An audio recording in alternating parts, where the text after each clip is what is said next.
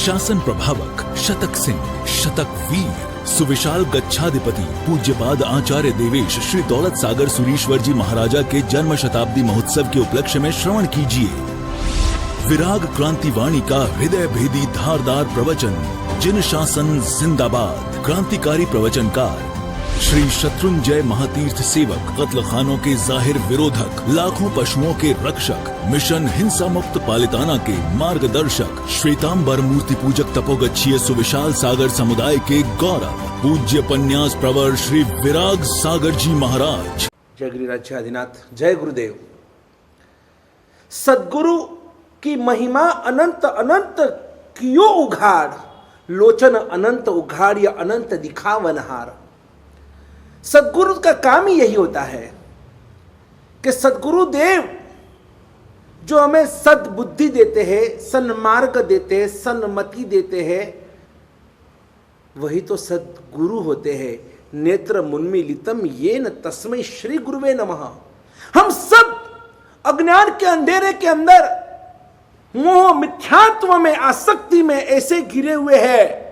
हम इतने अंधकार में हम दिशा भ्रमित हो चुके हैं, हम मार्ग पतित हो चुके हैं, और इसीलिए किसी सद्गुरु की पुकार जय विराय नाम के सूत्र में भी परमात्मा भगवान के सामने, वितराग परमात्मा के सामने तेरा प्रार्थना के अंदर एक प्रार्थना ये भी की जाती है, सुह गुरु जोगो तव्वयन सेवना अबो मखंडा, कि हे परमात्मा कि आपको समझने के लिए, आपको आप तक पहुंचने के लिए मुझे सद्गुरु देव आप दिलाइए। भगवान मैं तेरा प्रार्थना में से प्रार्थना ये भी करता हूं कि सुह गुरु जोगो तव्वयन सेवना अबो मखंडा,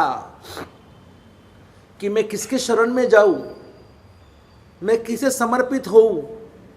मुझे समर्पित होना जरूरी है। There is no channel without guru in spiritual life. हमारी जो स्पिरिचुअल लाइफ जो होती है ना, आध्यात्मिक दुनिया में, there is no channel without guru. You cannot go in moksha without गुरु। आप शिष्य बनाए बिना, आप शिष्य बनाए बिना मोक्ष में जा सकते हो, लेकिन आप गुरु बनाए बिना आपको कभी मोक्ष मिल ही नहीं सकता। किसी ना किसी को आपको गुरु तो बनाना ही होगा। और इसीलिए तो आज हम वही हमारे जो गच्छ नायक की बात आगे बढ़ाते हुए और उनके गुणगान गाते गाते हम आगे बढ़ रहे हैं। सच में हम सब इतने धन्य हैं, हम सब इतने लकी है कि हमें ऐसे गुरुदेव के सानिध्य में हमें सालों साल तक रहने मिला है। जिस गुरुदेव ने हमें दीक्षा दी और दीक्षा से लगाकर और कई सालों तक हम गुरुदेव के साथ में चातुर्मास थे, शेष काल में साथ में रहना हुआ।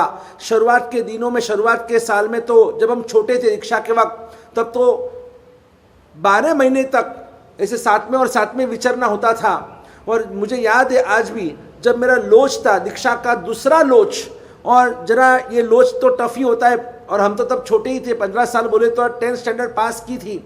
और ऐसी स्थिति के अंदर चालू लोच के अंदर मेरे आंख में आंसू आने लगे, जरा थोड़ा दर्द हो रहा था।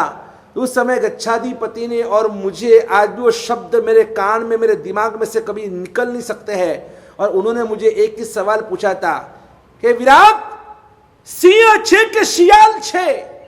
आप सिंह हो या शियाल हो? नहीं नहीं गुरुदेव, सिंह हूं, सिंह शेर हूं। आप शेर तो मैं भी आपका ही बच्चा हूं, तो मैं भी शेर हूं। तब गुरुदेव ने कहा बस कभी भूलना मत, आंख में आंसू, साधु के आंख में कभी आंसू नहीं होते हैं। साधु तो कैसा था, शेर की तरह होता है, दहाड़ना है। हमें शियाल की तरह लुच्चाई नहीं करनी है, हमें कभी कायर नहीं बनना है, हमें तो शेर की तरह जिन शासन के लिए मर मिटना है। ये गच्छाधिपति श्री के शब्द आज भी मेरे दिलो दिमाग में अंकित हो चुके हैं। ये थे, ऐसे थे अपने गच्छाधिपति, ऐसे है अपने गच्छाधिपति श्री।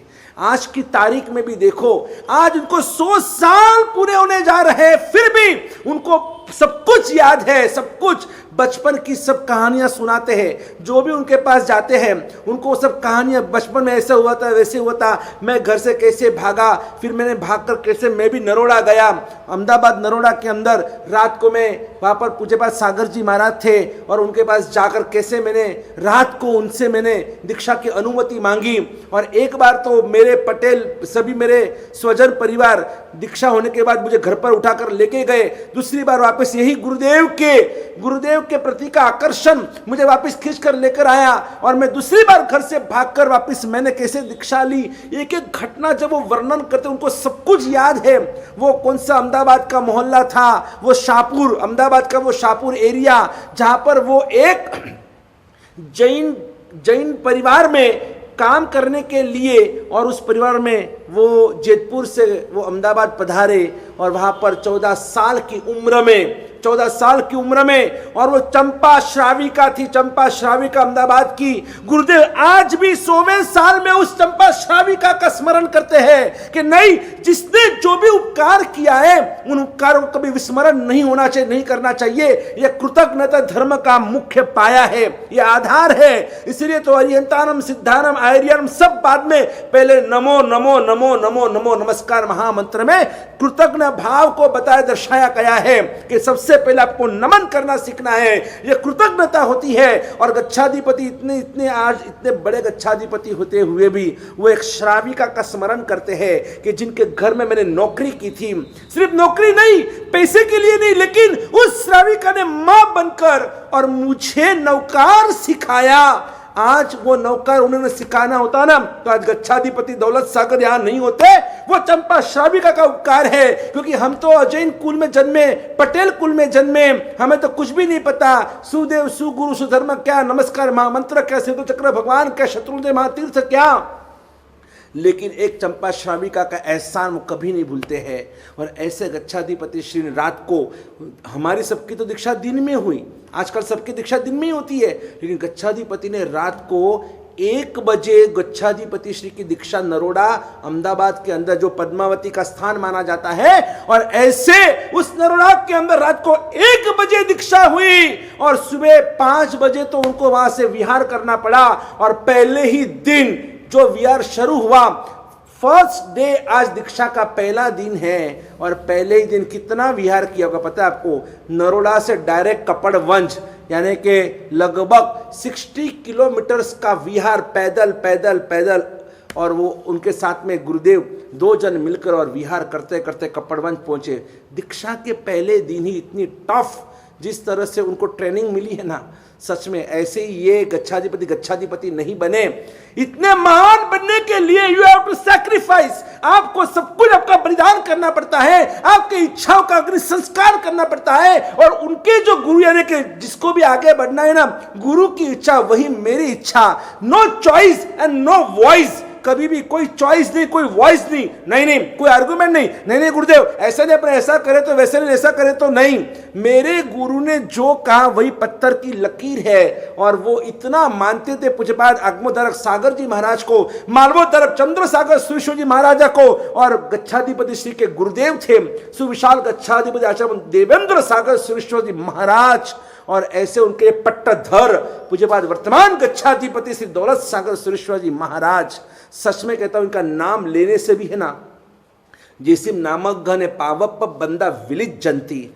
आज एक श्राविका जिनका नाम है सुमिता बेन, कैसे कैसे दीवाने गुरुदेव के भक्त हैं कि मेरे गुरुदेव का ये 100वां साल अभी बैठने वाला है। और इसलिए पूना के सुमिता बेन, और उन्होंने पता है कितने उपवास किए गुरुदेव के इस शताब्दी, जन्म शताब्दी के अनुमोदनार्थ, और उन्होंने 108 उपवास की आराधना की है और चल रही है। और बस गुरुदेव को ये सभी उपवास अर्पण करने जा रहे हैं। ऐसे ये हमारे सुमिता बेन पूना की ये तपस्वी रत्ना, सच में इस तपस्वी की अनुमोदना करने जैसी है। इस तपस्वी को सैल्यूट करने की जरूरत है।